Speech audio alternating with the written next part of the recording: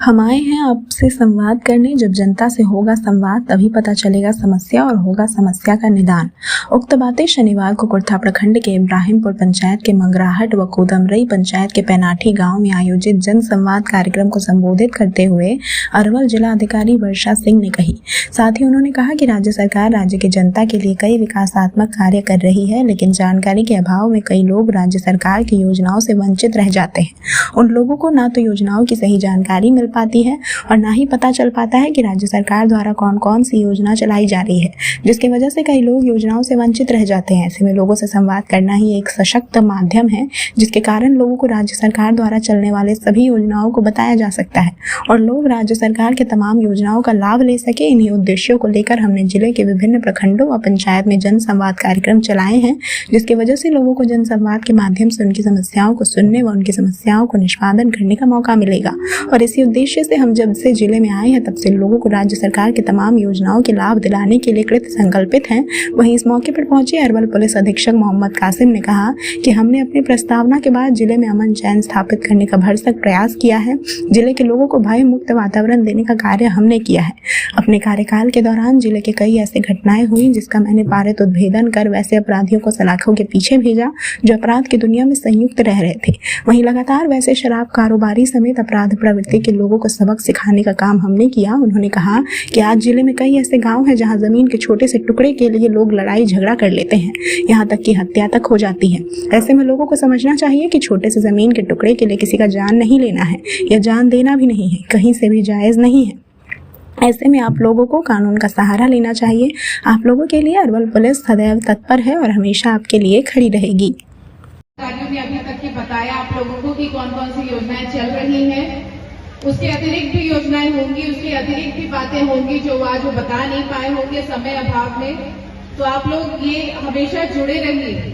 आप लोग जितना अपने प्रखंड मुख्यालय से जुड़े रहेंगे, आपके बीडीओ साहब बैठते हैं वहाँ जो सारी विकास की योजनाएं देखते हैं, आपके सीईओ साहब होते हैं जो कि जमीन से संबंधित सारी चीजें देखते हैं, आपके थाना अध्यक्ष होते हैं जो कि जो भी विधि व्यवस्था है, जो भी एफआईआर कानूनी कार्रवाई होती है वो देखते हैं।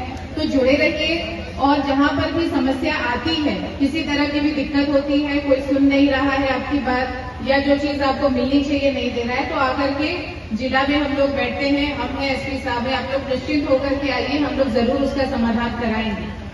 तो आज ये हम लोगों की पहल है, छोटी सी पहल है कि आप तक ये सारी चीजें पहुंचाएं और ये अंत नहीं है, ये शुरुआत भी नहीं है, ये सारी चीजें चल रही है।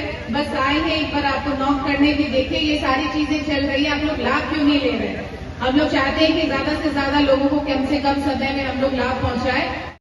आप लोग बोलेंगे तो हम लोगों को सहूलियत होगी और आपके हित में हम लोग और काम कर पाएंगे।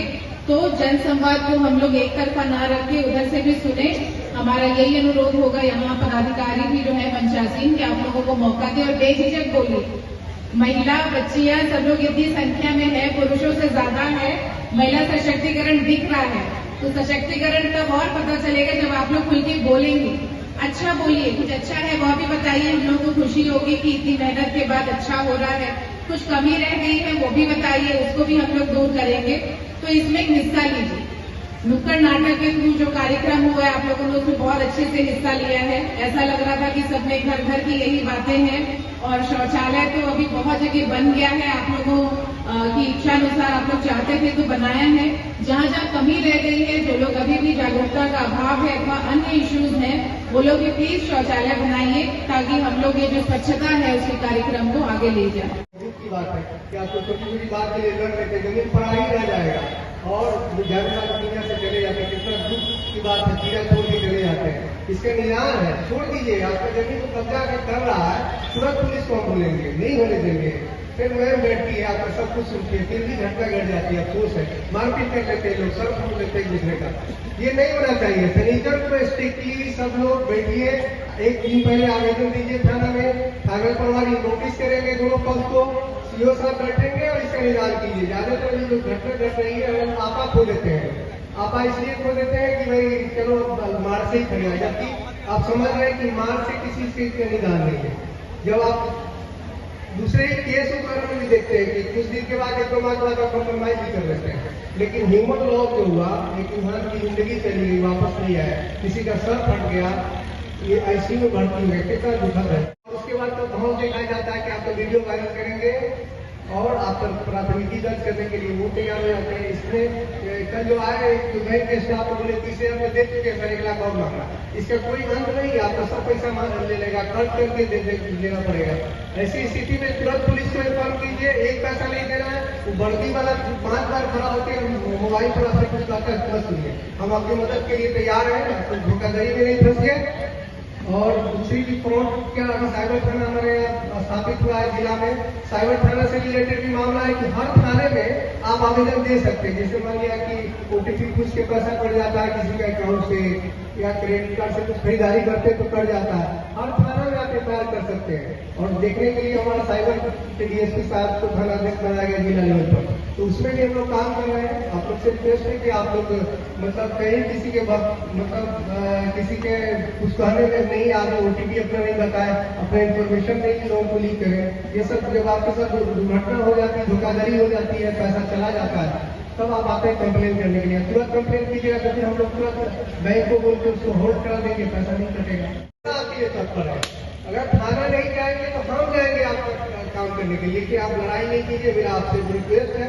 बाकी पुलिस का काम लोग कर रहे हैं, जमीन के लिए लोग आप लड़ रहे हैं, इसके लिए रिक्वेस्ट कर रहे हैं कि जमीन के लिए मत लड़िए। हर शनिचर को सीओ साहब और थाना आपका निदान करेंगे।